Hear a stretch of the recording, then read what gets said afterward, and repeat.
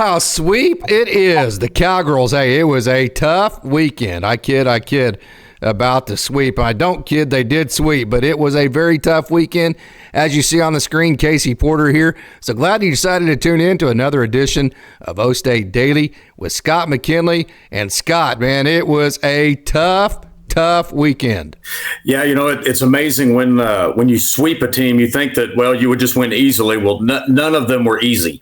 None of these wins were easy. In fact, we were talking before that every single one of these was technically a come from behind victory. But boy, the Cowgirls, they keep swinging the bats well. They keep doing the things that it takes to win. They do. The first thing we got to talk about, of course, let's go right to the end of the series. What a cool moment. On senior day, first of all, Jillian Poullard hits the 2 home runs. I've been saying it all year long. This girl ignites the offense with her energy she plays with, just the emotional leader of the team, no doubt about it. And then also, it just seems like if there's a big hit to be had or a rally that needs to be started, it's always Jillian Poullard that gets that started. So it was cool to see her get the 2 home runs today on senior day, the senior from Moss Bluff, Louisiana. And then how about Scotland David, who really, I think probably 99.99999% of human beings on the earth would not be playing softball at this time. 4 reconstructive knee surgeries, and here she is on senior day walking it off. If you didn't enjoy that moment, you don't have a pulse, right? Yeah, that moment was just, the word I would think to use on it is poetic. Yes. She just, you want to talk about somebody that has just fought back from overwhelming adversity, and for her to be able to have that moment, that to me, that just made the weekend. There's a lot of good things to talk about, which we'll get into, but to me, that was fantastic to see a college athlete that's had to fight back from so much adversity. That was really fun to watch. It sure was. And hey, going all the way back to the games on Friday, of course, nobody got to play on Saturday because we're all dodging tornadoes here in Oklahoma. So you play a doubleheader on Friday, and every single game the Cowgirls got behind. Every single game they had to come from behind, and every single game they did. And so anytime you have to come from behind, we talk about all the time, Scott, the first thing that has to happen is your pitching has to start hanging zeros. I was so proud of Kyra Aycock, who, hey, point blank, it's been a rough year for her, especially the last month and a half. And for her to hang those 4 zeros in a row to give her offense the time to come back, I was super proud of her. Yeah, the biggest thing that I thought about with Aycock is, we'll start with one of the things I think that makes the difference between a good coach and a great coach is a good coach knows the logic, the typical common wisdom in the game, right? But a great coach knows when that you need to kind of spurn the trend just a little bit to try something that, all right, maybe that's not exactly what will be the typical thing. So the common wisdom would be that when you got a pitcher like that that is struggling, okay, well, let's throw her in the midweek. All right. You're probably going to get good run support. You're probably you're not facing bats that, let's be honest, are probably not going to be as good as what you're going to see on the weekend. But sometimes I think when you got a pitcher that's been, struggling like Aycock, sometimes you got to put her into a situation where she has to perform. And basically that's what happened is we put her in a situation where we had to have her. We got down into the last inning and they had the tying run on third, the go-ahead run on first, and she comes up with a strikeout looking. How great was that? To me, my hope is moving forward that really gives her the confidence that she needs, and she can really become that third arm for us because we're really going to need her moving forward. Cool thing about it, too, I can assure you this. The 2 girls that were the happiest for Aycock were Ivy Rosenberry and Lexi Kilfoyle. I promise you those 2 girls were the happiest of everybody there. Yeah. It was, and like I said, she came up big, and it was a big moment. That's got to be a good confidence boost for her because like you and I have been talking for the last couple of weeks on this. She has good mechanics. She's got a very good arm, very good velocity. All the things that you look for in a college pitcher, things just weren't quite working for her. But sure enough, she came through big time on Saturday. I'm sorry, it's Friday. Yeah. We're dodging tornadoes on Saturday. Yeah. You want to know who else came up huge this weekend? Claire Tim. The grand slam today that really gave the distance. There was kind of some nervous tension today in the ballpark. It seemed like, hey, it's senior day. You don't want to lose, that kind of thing.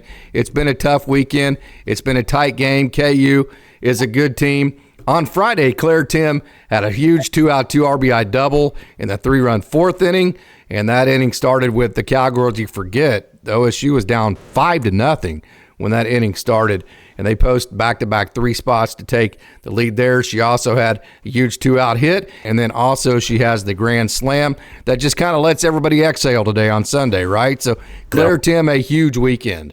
Yeah, that was really an interesting sequence. You know, Poullard started it off with a solo shot, and then I believe we got 3 straight walks after that. And then Tim got a pitch on the inside corner, and she did exactly what she should do with it and just extended on it, got out front on it, and just drove it over the right field wall and got a grand slam. So, Tim was swinging the bat. Poullard was swinging the bat. Edwards, I think one of the things that I think is great about this offense is every week we're talking about somebody different. Every week we're talking about somebody that, it's not just the same 2 or 3 hitters that are getting all the work done. It's up and down the lineup. Everybody in this lineup can hit. Just depends on the day. No doubt about that. You talk about one of the freshmen. We talk about this freshman group maybe being the best freshman class in the country. One of those great freshmen, Rosie Davis, had 2 hits on Friday, a huge RBI. She was on base 3 times and scored twice. Rosie Davis has been simply fantastic with the bat in her hands all year long. This weekend was no different. Yeah, I'll tell you, Rosie Davis, to me, she's just a ball player. She's a great defensive fielder, second base. She can hit the ball for power. She can hit the ball for placement. Man, I'm glad we got her. I mean, she to me is a prototypical, just really smart, fundamentally sound ball player. And boy, I tell you, she's going to have a great career. She really is. No doubt about that. Hey, Caroline Wong, we've talked many times. She's the single season leader for home runs of any catcher in the history of the OSU softball program. She's still chasing Samantha Schall. She hasn't been hitting home runs at the same clip she was, say, a couple of weeks ago, but boy, she did have a great weekend. Sometimes, whenever you're doing stuff like that, that's more impressive to me because you're still helping your team when you're not doing what your bread and butter is, which is hitting home runs for Caroline Wong. She had 2 hits on Friday. She was on base 5 times, and she scored a couple of huge runs in the big 6-5 victory. So Caroline Wong found a way to help her team in a big way. To me, with Caroline, it's a little bit kind of like the Barry Bonds syndrome. When Barry was doing his thing, his home run pace may have slowed down. Well, it's because pitchers are pitching around them. They're more likely to. I'll be honest with you. If I came up and if I've got an open base and Caroline comes up, I might think about walking her. Just the intentional walk deal. Just throwing around her. But at the same time, even being able to do that. Get yourself on base. That opens up things for other people to line up. Because like we said, the people that are hitting behind her, they're hitting as well. So it's not that this team obviously it's great when Caroline is hitting bombs like she has. But even when she's not, she's still able to help her team out.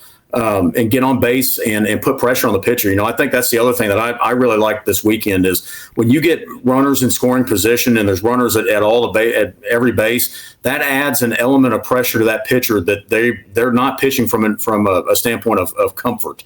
Right. They're thinking about every pitch that they throw now. They're having to really try to finesse every single pitch that they throw. So to me, I think that's one of the great things that we've done is we got a lot of people on this weekend. How about Lexi McDonald's 2 big hits and 4 huge RBIs in the first game on Friday? Lexi McDonald, she's such a great hitter because we know she can hit bombs, right? I mean, she can hit the ball to the moon, right? But she just does such a great job of using that, what I call gap to gap, the big part of the field.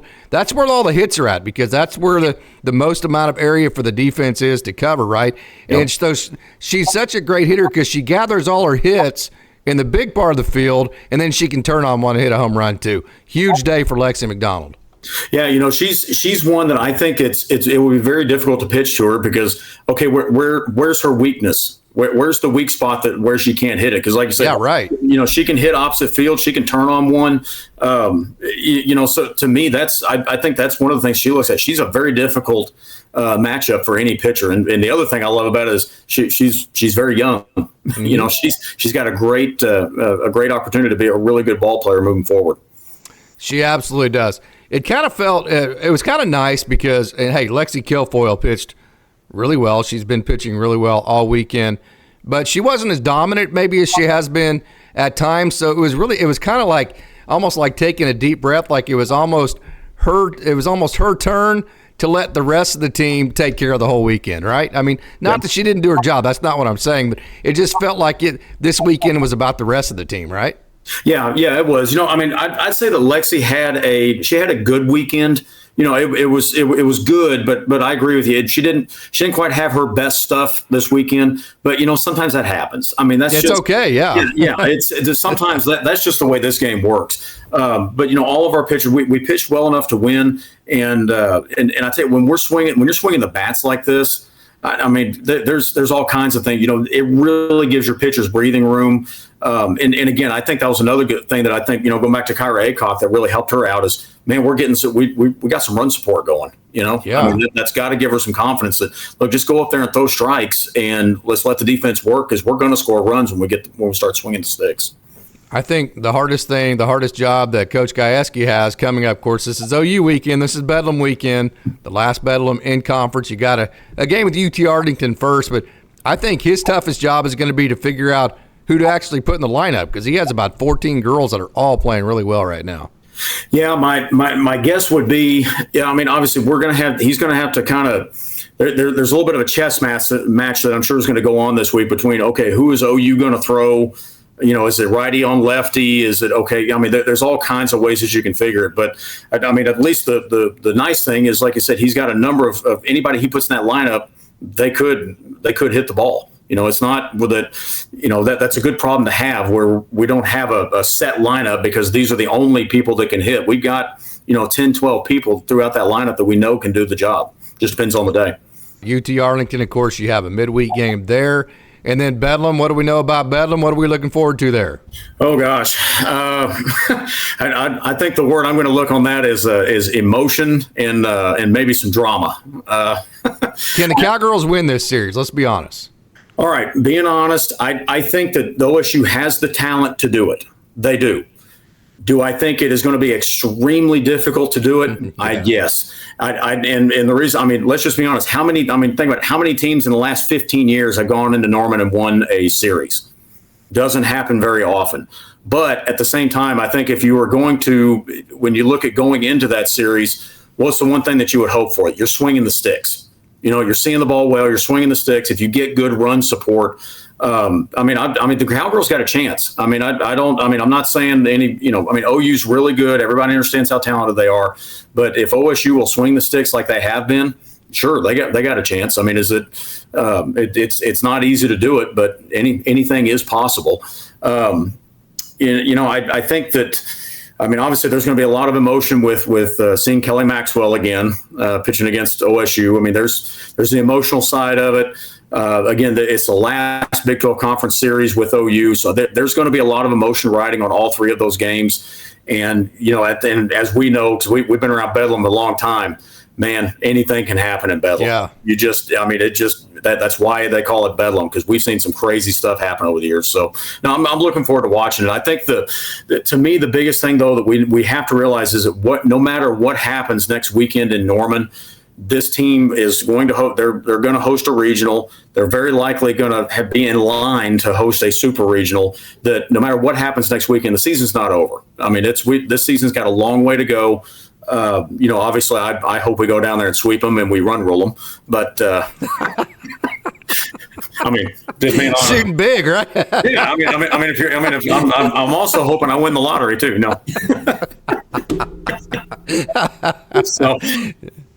So Oklahoma State goes to OU, down to OU, and wins the series if they win the series if they play clean defense and they swing the sticks. I really do feel comfortable with who we have in the circle. I think Kilfoyle is as good an arm as you can have. Rosenberry has been very, very good. I think Aycock has come around. I don't know. I am curious to see how the Kenny Gajewski pitches this series. Because obviously we want Kilfoyle and Rosenberry out there as much as possible, but there is probably depend on the first game goes. If you win the first game, he's going to have some leeway. Yeah. But like we've been saying all along, there's probably going to come a time where we need Aycock to eat up some innings. So that's probably going to happen. But I think the biggest thing is we got to play clean on defense, and we got to continue to swing the sticks because I do feel I feel comfortable with what we've got in the circle. So. Do you get tricky and maybe throw Kilfoyle a second game to try to get your best matchup, or you just, hey, our best versus their best? That's a good question. There's a number of different ways to look at that.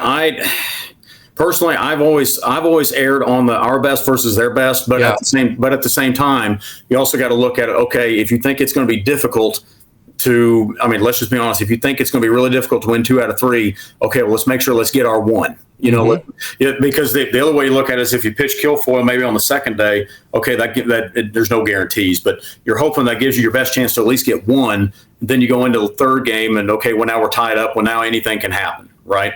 Yeah. So I'm curious to see how they pitch, and I'm curious to see how OU pitches it.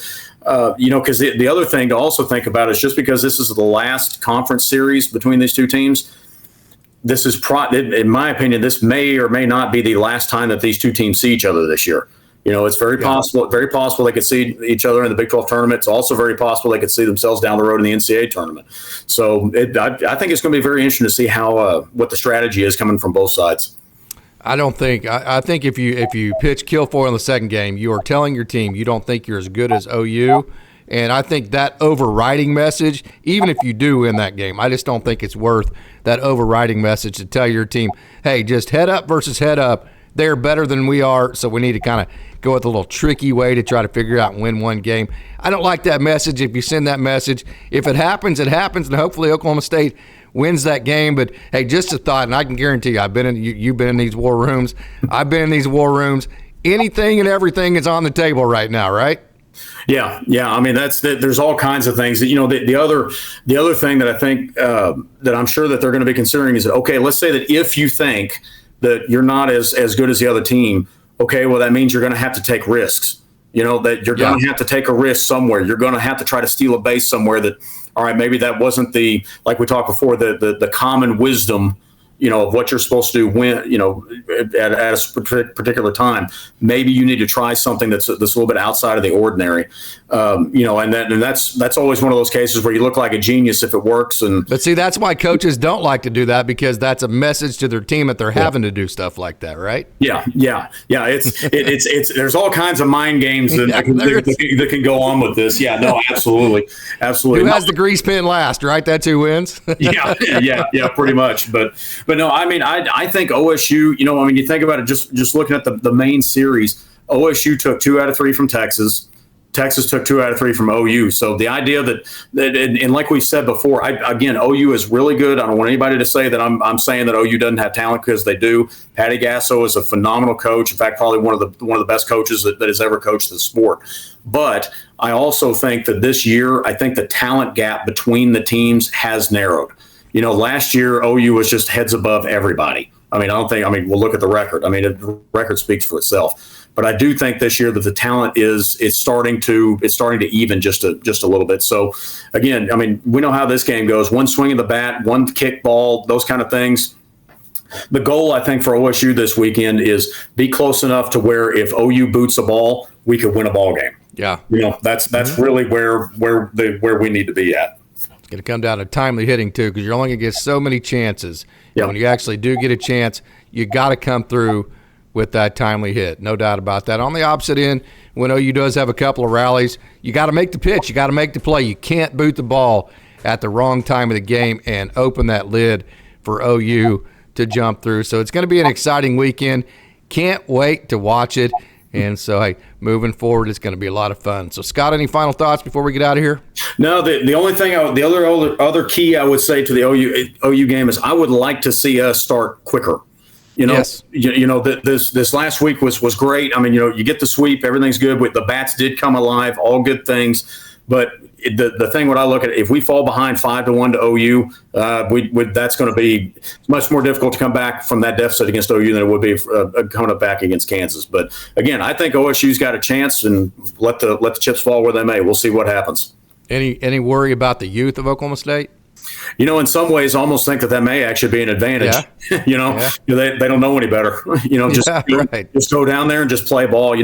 That's one of the things that I have found through my umpiring career is, the first couple times you get a really big ball game, either a state championship or something like that, huge crowd and everything. Yeah, you're a little bit more nervous. But then the funny thing is once you get into the game, you realize it's just another ball game. It is. Yeah, the crowd's a little bit bigger, but it's a pitcher, there's a batter, there's a catcher. It's just another ball game. And eventually, you just kind of get relaxed into it and just play the sport you love.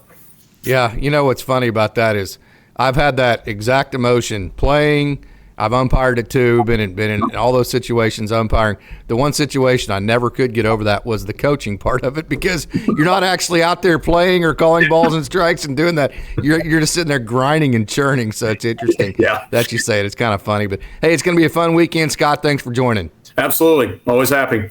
Happy to do it. I want to thank everybody for tuning in to OkState Daily. And, hey, for the final time for Bedlam softball, at least in the regular season, go Cowgirls. Beat OU.